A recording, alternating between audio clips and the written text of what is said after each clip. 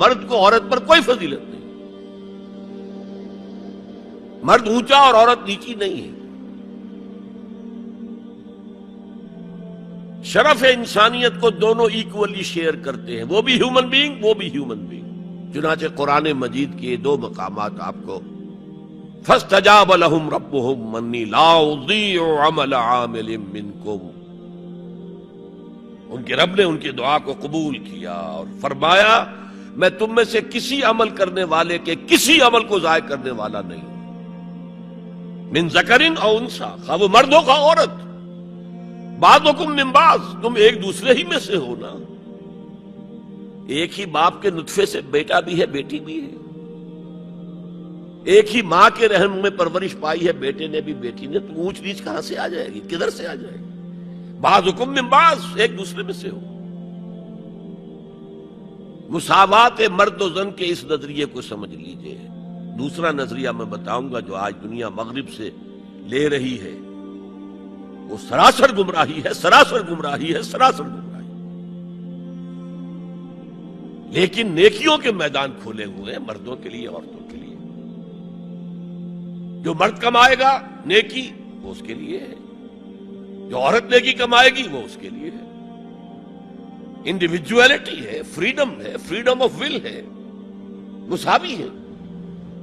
اور اسی لیے میں نے یہ جو آیت ہے دیکھیے، اس میں 10 اوصاف میں مردوں عورتوں کو برابر برابر. عام طور پر قرآن کا اسلوب یہ نہیں ہے. اسے عربی میں کہتے ہیں برسبیل تغلیب. ایک مجمع ہے، مرد بھی ہے عورتیں بھی ہیں، تو مذکر میں خطاب ہوگا، مؤنث کے صیغے سے خطاب نہیں ہوگا. وہ تابع ہے، ساتھ ہی آ جائے گا. لیکن یہ آیت دیکھیے کتنی طویل ہے. ان المسلمین والمسلمات، یقیناً فرما بردار مرد اور فرما بردار عورتیں. والمومنین والمومنات، اور صاحب ایمان مرد اور صاحب ایمان عورتیں. والقانتین والقانتات، اور فروتنی اختیار کرنے والے مرد اور فروختنی اختیار کرنے والی عورتیں. والصادقین والصادقات، اور سچ بولنے والے مرد اور سچ بولنے والی عورتیں. والصابرین والصابرات، اور صبر کرنے والے مرد اور صبر کرنے والی عورتیں. والخاشعین والخاشعات، اللہ کے سامنے جھکنے والے مرد اور جھکنے والی عورتیں. والمتصدقین والمتصدقات، صدقہ دینے والے مرد اور صدقہ دینے والی عورتیں. والصائمین والصائمات، اور روزہ رکھنے والے مرد اور روزہ رکھنے والی عورتیں. والحافظین فروجہم والحافظات، اور اپنی شرمگاہوں کی حفاظت کرنے والے مرد اور اپنی شرمگاہوں کی حفاظت کرنے والی عورتیں. والذاکرین اللہ کثیرا والذاکرات، اور کثرت سے اللہ کا ذکر کرنے والے مرد اور کثرت سے اللہ کا ذکر کرنے والی عورتیں. اعد اللہ لہم مغفرۃ واجرا عظیما، اللہ تعالیٰ نے ان سب کے لیے تیار کیا ہوا ہے. اعد اللہ لہم مغفرۃ، ایک تو مغفرت انہیں ملے گی اور اجر عظیم ملے گا. یہ ہے وہ تصور مساوات مرد و زن، کوئی اونچا نہیں کوئی نیچا نہیں. البتہ اب میں اگلے قدم پر آ رہا ہوں. ابھی تک تو افراد کی بات ہو رہی ہے. اب وہ ایک مرد اور ایک عورت شادی کرتے ہیں. یہاں آپ کو سمجھ لینا چاہیے اب وہ برابر نہیں رہے.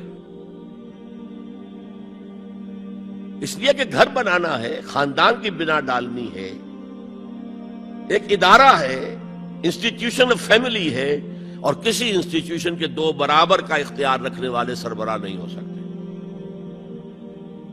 آئی جی ایک ہوگا، ڈی آئی جی 4 ہوں، 5 ہوں، 6 ہوں.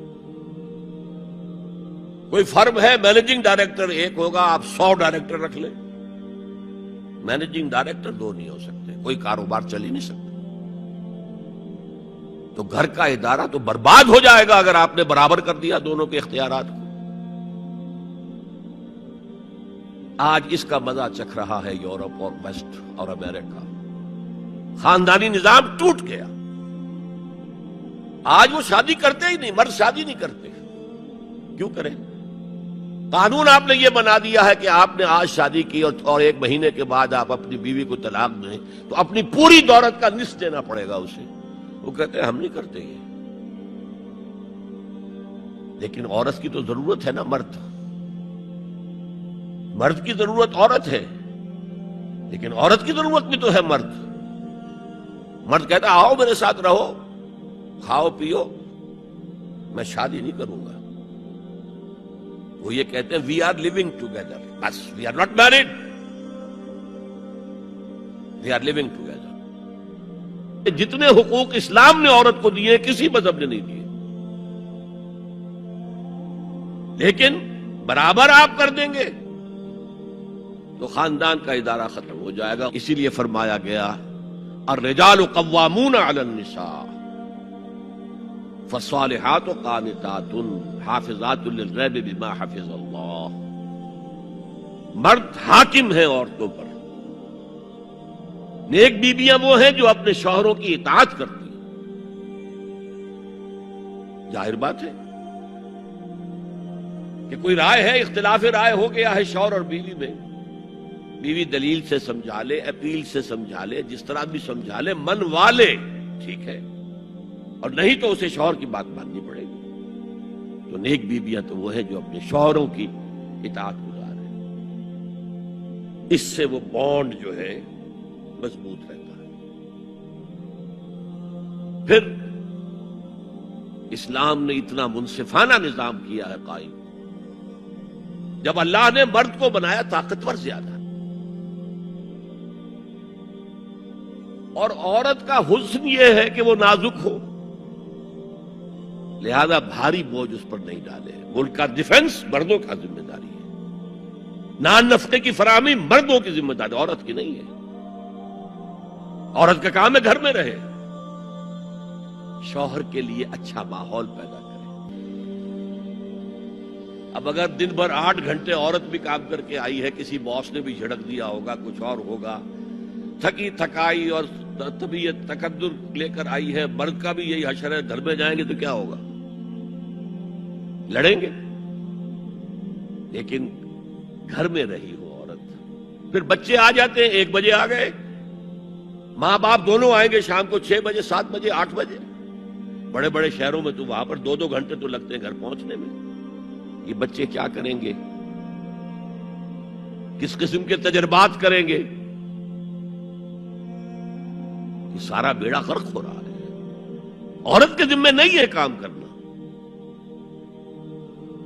کہتے ہیں مجبوری ہے، آپ اپنے سٹینڈرڈ آف لیونگ کو بڑھاتے جائیے، بڑھاتے جائیے، بڑھاتے جائیے. دونوں کی سر توڑ محنت کے باوجود آپ کا جو ہے تقاضا پورا نہیں ہوگا، اور اسی کو سکیڑ لیجئے. کمانا شوہر کا کام ہے، بیوی کا نہیں. اس کو اقبال نے کہا ہے کہ اسلام کا معاشرتی نظام 2 حصوں پر مشتمل ہے. حافظ ناموس زن، ایک تو عورت کی عصمت و عفت کی حفاظت. مرد آزماں، مرد کے اوپر چیلنج ہے، بھاری بوجھ تمہیں اٹھانے ہیں. مرد آزماں مرد آفرین، بھاری کام سارے مردوں کے لیے ہے. عورت گھر میں رہے. اور آج بھی امریکہ میں جو اسٹے ایٹ مومز کہلاتی ہیں، وہ مائیں جو گھروں میں رہتی ہیں، ان کا بہت بڑا ان کا مقام ہوتا ہے. ان کے بچوں کی تربیت جو ہو سکتی ہے. اور سب سے زیادہ مظلوم وہاں پر عورت ہے. مجھے بتایا جاتا ہے کہ جب سردی برف پڑ رہی ہوتی ہے تب بھی سب سے پہلے سڑکوں پر آپ کو عورتیں نظر آئیں. مرد 1 گھنٹے بعد گھر سے نکلے گا، کیونکہ اس عورت نے کہیں اپنے بچے کو کسی بیبی سیٹر کے پاس،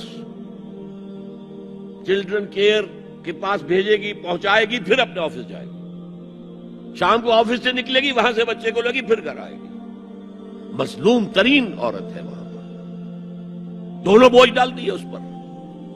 حمل بھی وہ اٹھائے، ولادت کی سختی بھی سہے، اور معاش کا بوجھ بھی ڈالو اس پر. واقعہ یہ ہے کہ آج کی عورت انتہائی مظلوم عورت ہے. ایک تو اسے کھلونا بنا لیا. عجیب حیرت ہوتی ہے مغربی تہذیب کو کیا ہوا ہے. عورت ننگی، مرد پورا لباس پہنے ہوئے، پینٹ بھی ہے اور کوٹ بھی ہے، سوٹ پورا ہے اور ٹائی بھی ہے، اور عورت ننگی ہے. اور شدید ترین سردی کے اندر ٹانگیں ننگی ہیں اس کی. یہ اسلام کا معاشرتی نظام اس کو کسی صورت گوارا نہیں کرتا۔ دین کی بات پھیلانا صدقہ جاریہ ہے۔ ثواب کی نیت سے ویڈیو کو شیئر ضرور کیجیے۔ جزاک اللہ۔